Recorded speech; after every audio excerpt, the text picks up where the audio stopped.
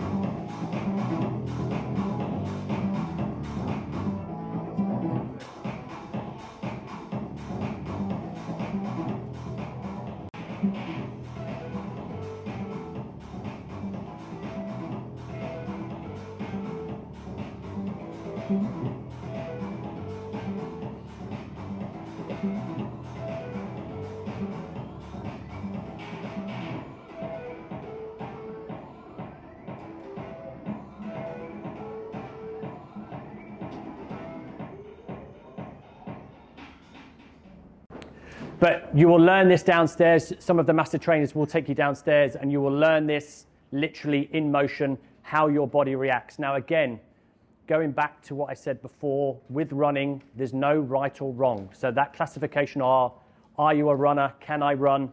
Yes, we all can. There is no right or wrong. Whatever your data says, this is how you perform. There's always room for progress as we go through. Now, to read the room, who can tell me what they think ground contact time means? There's no wrong answers. Technically there is, but anyone got a guess? Anyone a guesstimate on what ground contact time is? I tell you what, I'll wait for the pens to be given out.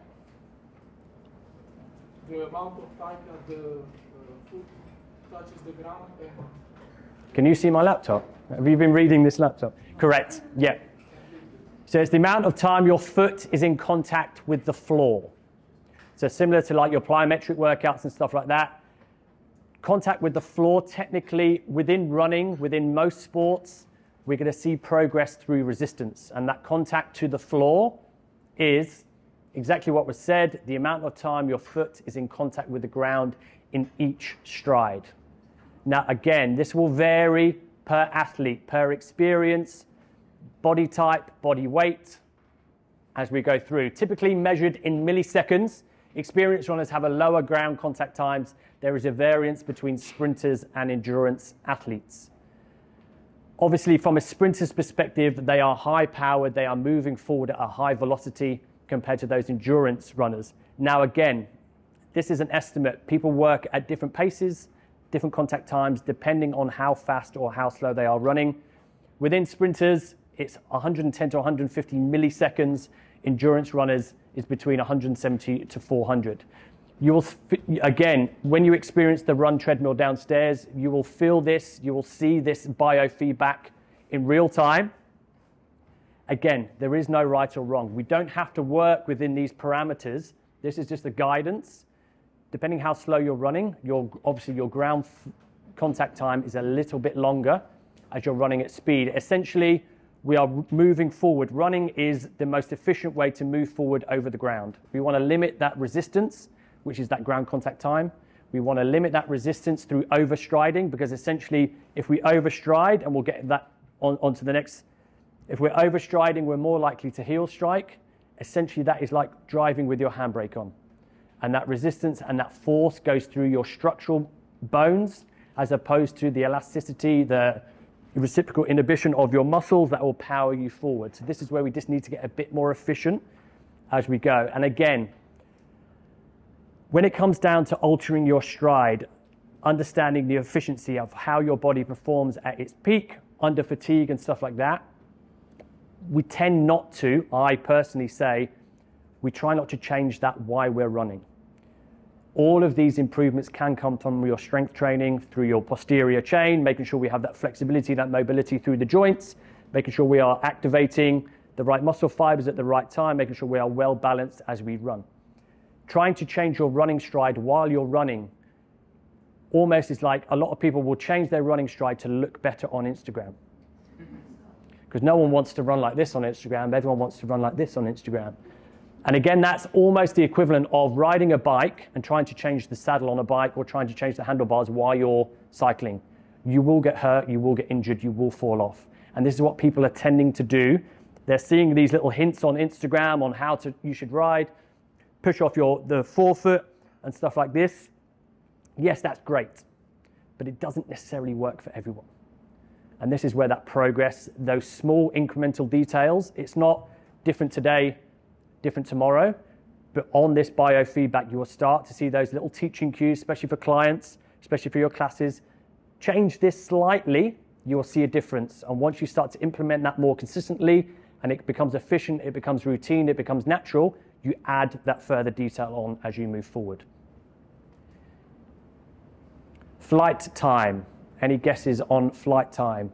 Not from here to your next vacation, but any guesses on what flight time could depict? How long you're up and down. Correct. How long you're taking that picture on Instagram and flying through. And again, flight time, resistance, body weight, body size, refers to the amount of time between the left and right left leg and the left right leg when either foot is in contact with the ground. Again, different for different people. We have that data that says this is what we should do. Typically I think it's from like a Usain Bolt data, I think I remember within 100 meters, he takes 10 steps. His flight time is about 6 to 9 meters per step, which is significant. Okay, from an endurance athlete, it's a lot less than that, or a lot more steps than that within that flight time, because we're not looking to propel ourselves forward at speed. We're looking to be more consistent as we go through. So flight ratio is greater experience in coached runners. Yes, because our body is understanding of the fatigue that we're going through. The more you do something, the more efficient your body gets, the easier it is to adapt and try different things at different times. Because it's like driving a car, and I'll always come back to that car to make it sound a bit more simpler. It's like driving a car at 10 miles an hour. It's very easy. You can put the windows down, you can chill, you can put the radio on, you can indicate. Hopefully we all indicate when we move lanes, but we can check our mirrors. Now, if you drive that car at 200 miles an hour, can you do the same? You've got to understand your body needs to process things mentally, cognitively. You've got to understand what you're looking at around, and this is where that flight time is a good data feedback, but it's not going to necessarily change much in your running style. Step length. That guy. Step length is the distance between the point of the initial contact of one foot and the point of the initial contact of the opposite foot. That one to that one. Again, comes down to flight time, comes down to cadence, comes down to power, resistance, through that foot contact time, how quick are we going to do that? The normal gait, right to left lengths are similar. We must be careful not to confuse step length with stride length. Stride length is left foot to left foot, essentially. The step is left, right. A stride is left to left. And again, that comes down to flight time, that power as we go through. So there we go, just a small demo there. When we're getting that biofeedback, it's not your left to right, it will be your landing left to left. Same as when you're counting your cadence as we go through. So your cadence here. This is a big sore point, talking spot on Instagram of how good your cadence should be. And that cadence will correspond with your run power, which is basically the resistance and the power you're putting into the floor to propel yourself forward. And then that step length will indicate if it's too big, too small, how much power you're actually getting through. Because essentially, if you're overstriding, you're not getting that resistance in. Your body's got to come over, your hip and your pelvis have got to come over to your foot before you can engage those muscles to propel yourself forward. And that's where it comes down to that efficiency with that cadence. In principle, the quicker your cadence, the quicker you move, which in layman terms does make sense. The quicker you move your feet, the quicker you should move forward. Cadence, the big question. There's lots of things. You can go on the beach track, you'll see many, many groups. Stepping, high stepping, side walking, do-si-doing, grapevining, whatever it may be, because they're under that illusion that steps per minute indicates how good a runner you are, which is not necessarily correct in every sense of the word. From an endurance athlete perspective, you look at 160 to 180 steps per minute compared to a sprinter. I think Usain Bolt, 100 meters, he equals out 287 steps per minute at top speed when he's going through. So again, several running books, research suggests that the cadence of endurance athletes is about 160 to 180. For me, 180 is too quick. That's me personally. 180 is ideal. You get Eliud Kipchoge, sits at about 191, 193, and it is as simple as those 2 steps per minute. And this is how they'll count. Famous runner from the UK, female world record holder, Paula Radcliffe, she used to count to 300 because she knew that 300 would count as a mile within her marathon distance, within the cadence, within the foot speed that she has. And she would repeat that every single time through the marathon to know that she was at speed. If she hit the mile marker at 300, she knows she was on speed for whatever time she was aiming for. So again, with that cadence, it's different for different people. We had different strengths, and again, that progress, that efficiency, over fatigue, and that biofeedback, especially when I was training, running 100 kilometers on the treadmill, I would notice my biofeedback would change drastically to the latter stages. It's like from a marathon perspective, the first 30 kilometers are the warm-up. And I don't mean that in an egotistical way. The marathon starts from 30 kilometers to 42. Because that's when your body starts to break down. That's when we need to be more efficient. That's when we need to pay attention to what we're doing when it comes to fueling, whether it comes to form and technique. And this is what you'll start to notice, and this is what you'll see. Your body will start to move, and this is why we take those pictures, not just for Instagram, but you'll start to see your body shape changes, whether it's through that transverse plane and whether we're driving forward with that knee. So in summary, symmetry, again, the body is completely different. You have to, all the time, especially from a running perspective and from an upper body, any sport perspective, cut a hole down the middle. Treat the left completely different to the right. I can do a lot with my right hand. Don't ask me to do anything with this. That's an imbalance on my perspective, and I can see that consequence sometimes in my running. When I'm running a marathon, I tend to feel my left arm comes through because I'm trying to drive it more. It's not a natural pendulum motion, so I have to address that within my mobility. I have to address that within my recovery, my rehab, my strength training. I'm more dominant on this. Same as, funny enough, I'm right-handed, left-footed. I get a lot of injuries, niggly injuries, I wouldn't say injuries that stop me running, in my right side, because my left side is more dominant. I tend to get a lot stiffer through my hip. This is why I have to address things within that strength and conditioning and see that difference between my biomechanics. We have to treat each leg differently. So when you're speaking to your clients, when we're learning to run and stuff like that, it's not about let's do lots of squats to get stronger. Yes, those compound movements are great. Your deadlifts, your squats, your bench press, amazing. But we have to break it down to those secondary movements, standing on one leg, simple. Little things. As much as I love running, I hate my rehab, I hate my mobility. So if I brush my teeth, this is me how I brush my teeth. This is how I brush my teeth. Again, it's just those small increment details just to incentivize and connect that cognitive strength, that proprioception of how that body starts to work and how we move forward. Running power refers to the amount of human power required to overcome running forces. So we can speak about this in watts. A lot of cyclists deal in watts. It's not about speed, it's about how much power I'm putting through my pedals. And again, it's how much power I'm putting into the ground to propel myself forward. Now, there is some gadgets out there that you would stick on your shoes.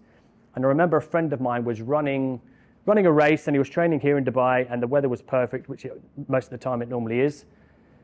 And the speeds that he was running at when he went to this race, because of this wind, he had to run 18% harder to achieve the same data and the same speed because of how much he had to drive in. So his watts needed to double to get the same outcome. And this is what it's about. And again, it's that efficiency through your stride. When you connect with the floor, am I in the most efficient position to put power into the floor to push me forward? The longer we spend on the floor, the slower we're going to be. Essentially, the longer we spend in the air, the slower we're going to be, because we're losing that speed, and then we're going to come down and have to start again. So sometimes stride length, everyone goes, let's run quicker, I'm going to make my strides longer. And it's not necessarily the way. Sometimes it's that smaller stride with more purpose through the floor to drive yourself forward. And again, you will get that through the biofeedback on the run downstairs, through your parachute, through your sled pushes. It's power, putting it through the ligaments, putting it through your joints, putting it through your muscles, and cognitively connecting the dots and saying, right, this is how this should feel if I want to run a little bit quicker. If I want to run quicker, if I'm sprinting, this is how it should feel, and this is how we grow as we go through. So today you will see changes in human running power out based on running resistance and load via the multi-drive technology, speed, GCT, couldn't get my words up there, flight time, and gradients. So again, that power, that 1.5% on an incline, on a treadmill, which the old school mentality was we need to put it on 1.5 or 0.5 or 0.1 to have the same resistance as running outside. Because running outside, you have to drive yourself. The convenience of a treadmill is that belt is doing the work for you. But at the same time, the convenience is when you're running at speed and you're trying new things, different speeds, different inclines, you have the luxury on the treadmill where you can put the speed in and you know you don't have to worry about that. All you have to worry about is how you combat that fatigue, how you manage that speed, how you compute what's going on with your body. It's always about checking yourself in. What am I doing? What's happening with my hands? And too many people oversee that point where they don't check themselves in. How does that feel? How was that run? Oh, I can't remember. I was too busy. I was knackered. I had my hat on. And this is one thing I say to any clients or the running community that we deal with, when they run a marathon, when they've trained for so long to run for a race, make sure you remember something about that race, whether it is that small boy that you high-fived on the edge, or you've seen something, or you smelt something. Remember, it's that nostalgia that you bring in. It's the same as when you're training. Remember how you felt, because if it went well, do it again. Don't forget what happened. And that's where this data comes back. This is where you have your profile on the Technogym. What happened last time? Let's try and do that again. And sometimes it goes to plan, sometimes it doesn't, but it's those small incremental changes through that biofeedback, trying new things, seeing how that body recovers, seeing how that stimulus to your body works, and what you need to do. Start to encourage people about running gait and running mechanics, not necessarily running off of the toe, because if they're a sprinter, they're going to push off of the toe, or not the toe, but ball to toe, and they're going to drive off. But if they're a distance runner and you push off your toe all the time, your calves are just going to give up. So he has to run off of the midfoot area. He gets ball of foot strike, then toe off, and then that indicates his propulsion time here. Lee was talking about cadence before, and he was saying it's very individual. But what was like a distance runner's cadence? Can you remember? Can anybody, what was it? You're nodding, what was it? It's like how far the steps. How many steps? But what was, there was a range. But there was a range. Did you see the range? 160 to 180. Now, are any of you runners here even recreational? Have you ever measured your cadence before? Even if you're using like wearables, like an Apple Watch, a Garmin, it's all on there, and it will give you your average running cadence at the end. Yeah, that's good. But if he's, so it will get his average running cadence at the end. Now, if we put him on a speed of 8 here, just because when we say cadence, people think we're talking about speed, but we're not talking about speed, please stop. We're talking about cadence. So he's running at a cadence of 185, which we said is like a top end of endurance, and the speed is at, what is it at? 8. Mina, change the speed to 10 for me, please. Miguel, keep the cadence at about 180. Is cadence and pace different? Yes, and that's what I'm trying to get across to you. Cadence is your step rate per minute, like the gentleman said. But pace is the split time that you're running the kilometre or the mile. We've changed his speed here to 10 and kept his cadence here. So if he's following a cadence program, he can try to use cadence at different speeds. And that will indicate what happens when he goes outside. Lee said he likes to run in between around about the 170 mark when he's running a marathon. But his speed will vary across the marathon, but his cadence will be pretty constant. So you're able to see how we use data to encourage running. I've got a question for you. We spoke about running power, and we said that it's measured in watts, but it's a measure of, what was the measurement of? I'm trying to think what Lee said. It was a measurement in watts, which is the power output, but what was it measuring against? It's about something against, beginning with R. Yeah? Anyone remember? Lee, you were talking about running power upstairs, and you were saying that in order to generate power, you need something like, there's something that we need. Yeah. What was the something we needed? Beginning with R, they're struggling to remember it.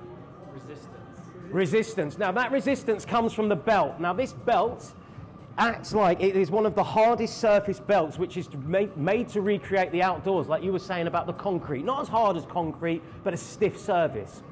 Okay, that's great. How can I increase the running resistance here? So it's a question to see, if I change something on this machine, the running resistance will go up. With the incline. Yes, I like it. Come round here. Come round. Be safe, come round. This is what I like. So we're really starting to see how our sports science knowledge can adapt. Change the incline by 2 or 3 here, all on the Swift pad, and the rest of them are going to watch the running power, and they're going to see what happens to his running power.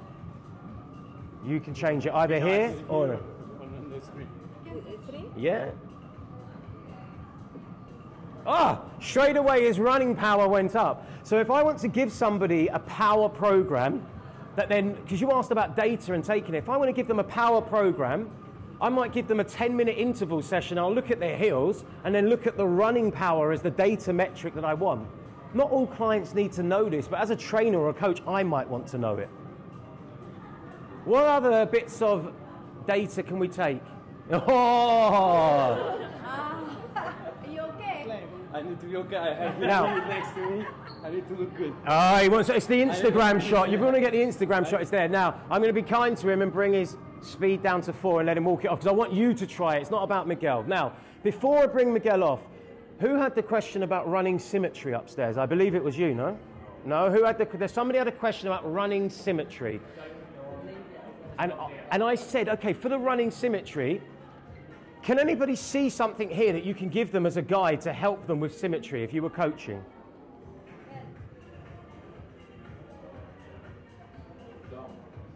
I wouldn't necessarily ask them to look down, but I might be thinking about, as a coach, I can give them a guide and say, try to be a little bit more symmetrical on the belt. If you keep one foot on, what's running around down the middle of the belt?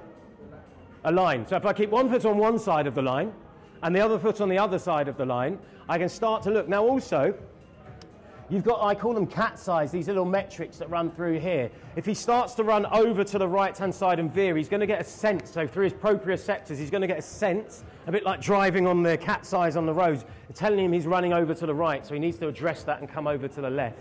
It's not huge data-led symmetry, but it's something that you can coach. Miguel, let's get people on and let them try. Yeah. Yeah?